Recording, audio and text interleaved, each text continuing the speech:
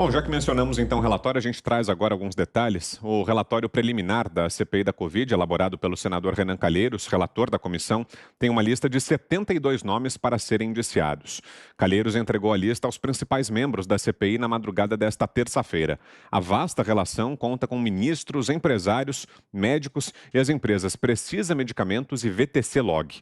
O presidente Jair Bolsonaro segue figurando na lista com 11 crimes atribuídos a ele, que são homicídio qualificado, infração de medida sanitária preventiva, charlatanismo, incitação ao crime, falsificação de documento particular, emprego irregular de verbas públicas, prevaricação, genocídio de indígenas, crime contra a humanidade, violação de direito social, incompatibilidade com dignidade, honra e decoro do cargo. Os filhos do presidente Flávio, Carlos e Eduardo Bolsonaro também estão na lista por incitação ao crime, acusação que também é atribuída às parlamentares Bia Kicis e Carla Zambelli. Os empresários Luciano Hang, Carlos Wizard, o jornalista Alan dos Santos e a médica Nise Yamaguchi também aparecem. No entanto, a relação completa dos indiciados e os respectivos crimes só devem ser confirmadas com a leitura do relatório, que está prevista para acontecer então na sessão de amanhã da CPI da Covid. José Maria Trindade, 2 minutos, Pois é, o relator, o senador Renan Calheiros, foi atrás ali de assessoria jurídica da Ordem dos Advogados do Brasil, foi atrás de juízes, tentando configurar. Porque é muito fácil, né?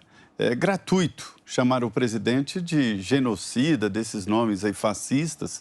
O difícil aí é definir, vem cá, onde houve o genocídio, né? Como isso aconteceu? Isso não aconteceu.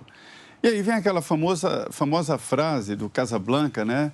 Prendam os suspeitos de sempre. Foi o que fez ali o Omar Aziz, Renan Calheiros e Randolph. Foi atrás dos ladrões que andam cercando aqui a esplanada. Existem? Sim, existem. E eles são muitos. São como unha, tem que cortar sempre. Agora, o difícil, o impossível, é fazer a ligação com a estrutura, com a cúpula do Ministério da Saúde e com o presidente Jair Bolsonaro. E isso eles não conseguiram. Agora, haja pressão aí para o Ministério Público comprar uma bomba desta, né? Você, Cris, temos 2 minutos. Eles provaram que ali no papel de circo talvez sejam mágicos, eu não sei, porque tem que ter muita criatividade, né, para colocar 72 nomes como 72 brasileiros. Gente, atenção, 210 milhões de brasileiros, 210 milhões de pessoas que vivem no Brasil. 72 de nós fomos os culpados por todas as 600 mil mortes, entenderam? Eles saíram com uma arminha disparando vírus por aí e ficaram em cima de médicos para não tratarem essas pessoas ou para tratarem com remédios que matam e provocarem a morte. Foi tudo armado, tudo organizado. Esses senadores descobrem coisa, hein? Ou é magia mesmo, ou estão tirando da cartola. Acho que está mais provável essa hipótese do mágico. 11 crimes só contra o presidente. Bom, então dos 72 brasileiros que saem matando os compatriotas aí a troco de nada, tem um que a gente sabe quem é, que é o Jair Bolsonaro, esse homem assassino, genocida de índios, prevaricou, espalhou verbas públicas, mas era para fazer mais gente morrer. Olha quantas coisas na lista, que 11 crimes atribuídos, crime contra a humanidade, acho que deve ser por isso que o Randolph diz que isso não vai parar por aí, que tanto trabalho não vai ficar em vão, que vai parar no Tribunal Internacional Penal de Haia. Nossa, acho que nem para boi dormir não serve essa historinha deles, né?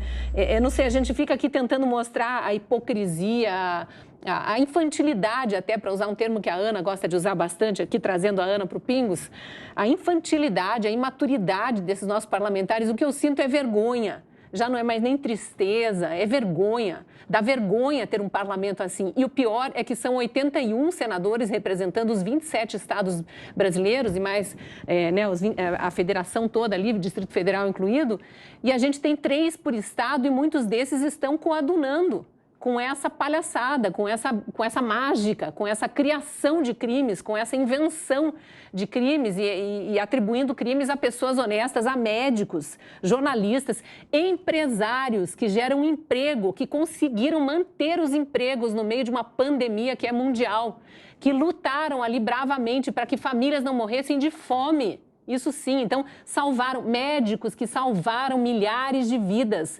tratando sim com remédios off-label. Mas como é feita a medicina hipocrática, desde sempre, desde o início da história da medicina, vai se tentando salvar com o que tiver ao alcance.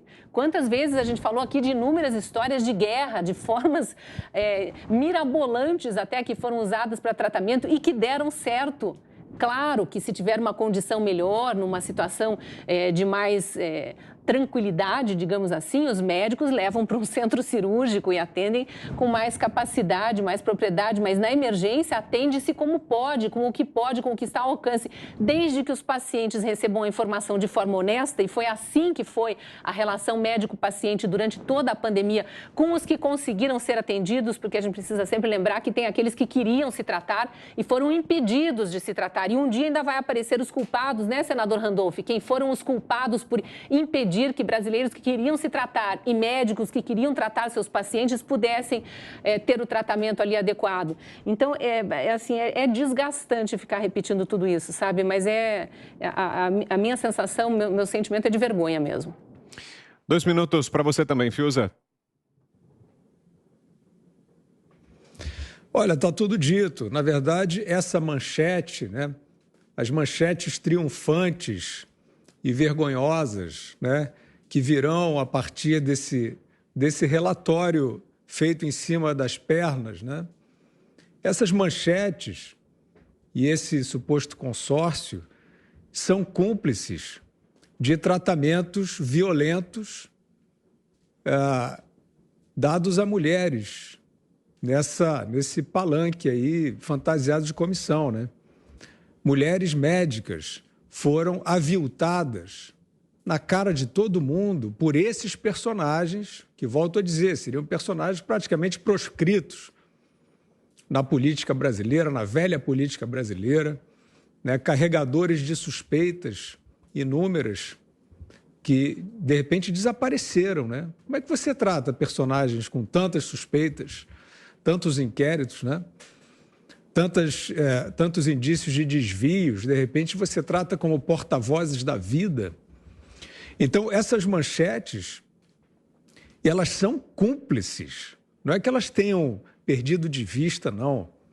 Elas são cúmplices, elas não fizeram a crítica, elas não trouxeram o crivo, elas não repudiaram, como deveria ser o bom jornalismo, o tratamento ao vivo que nós vimos ser dado, por exemplo, a doutora Anise Yamaguchi, uma oncologista com décadas de clínica. Essa médica, ela foi aviltada pelo Omar Aziz, ela foi afrontada, ela foi desrespeitada ao vivo por um homem com a linguagem de filme de máfia, chegando a dizer que não gosta da sua voz.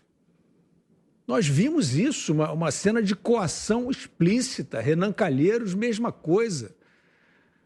Também com a doutora Mayra Pinheiro, que depois perseguida. Teve seus sigilos pessoais quebrados e depois vazados por essa CPI. Essas manchetes triunfantes desse triste espetáculo, elas são cúmplices. São cúmplices do aviltamento contra mulheres e contra médicas. Isso aí, se o país não cair na completa insanidade sobre o que seja opinião pública, sobre o que seja senso comum, isso vai ser um currículo muito ruim para todos os envolvidos. Augusto Nunes, 2 minutos, Augusto. Olha aqui, não adianta você tentar impor a verdade aí por todo o tempo a um povo, porque o brasileiro não é. A população brasileira não é um bando de idiotas, não. Então não tem nada de narrativa, é uma mentira que eles estão contando e que precisa ser desfeita imediatamente. E o povo saberá fazer isso. Vamos lá. O Bolsonaro não pôde comandar o combate à pandemia de coronavírus. Isso foi feito por governadores e prefeitos. Em todos os países você poderia chegar para acusar o presidente da República que comandou, o ministro da Saúde. Agora, no Brasil, não foi o governo federal que comandou o combate à pandemia, que definiu quais seriam os instrumentos a usar para que não morresse tanta gente. Foram governadores e prefeitos. O Bolsonaro foi acusado durante todo o tempo de só pensar na economia. não conseguiu fazer a economia funcionar porque não deixaram governadores e prefeitos.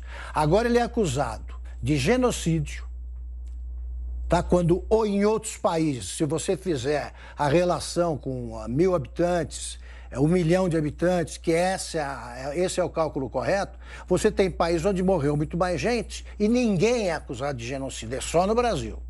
Só no Brasil. Então ele é responsável por dois problemas que se excluem. Se é responsável por um, não pode ser por outro. Se ele é o genocida, foi ele que cuidou da pandemia e não os outros. Agora, ele também é responsável pela crise econômica. Como é que pode? Ele está sendo responsabilizado pelo desemprego. O pessoal que ficou em quarentena, os comerciantes que ficaram em quarentena, não desempregaram ninguém. O Bolsonaro é responsável por alguma quarentena. Então vai vendo o cinismo dos caras. Tudo isso para não investigar os governadores, alguns deles filhos de integrantes da CPI, que esses roubaram e tudo vai ser comprovado pela CPI que está funcionando no Rio Grande do Norte, que vem apurando os crimes no Nordeste, alguns dos quais já confessados. Já confessaram. Então é como aconteceu com a Lava Jato. Estão devolvendo dinheiro já. Prefeitos, eles vão ver o resultado dessa CPI. Agora, o Bolsonaro é acusado de tudo. Ele conseguiu fazer isso? Agora, não, ele não importou as vacinas da Pfizer que não estavam prontas. E todo mundo finge ter esquecido dessa CPI de cafajestes, né, controlada por cafajestes, que a vacina impunha, a negociação com a Pfizer impunha certas condições consideradas inaceitáveis por todo mundo. Como, por exemplo, responsabilizar o governo por qualquer sequela, qualquer consequência negativa sobre a saúde de quem tomava essa vacina. E agora eles esquecem que o Brasil começou a vacinar em fevereiro, antes de centenas de países que não tem nenhum genocida. Então é muito cinismo e mais, né? Eu repito uma frase que foi título de um artigo que eu escrevi em 2004. Enquanto Renan Calheiros estiver em liberdade, não existe justiça no Brasil. Ponto. Constantino, 2 minutos. Vitor, o que mais me chama a atenção nisso é a banalização de denúncias muito graves, né? Genocídio é você deliberadamente tentar extirpar uma etnia, uma raça da face da terra, né? Então, a banalização de crimes contra a humanidade, a invenção de crimes que não existem, tudo isso para tentar atingir um presidente porque é oposição, porque quer o poder de volta, isso tudo isso sim desumano. Isso sim um grave crime contra a humanidade e contra, claro, o bom senso de todos que estão acompanhando esse circo.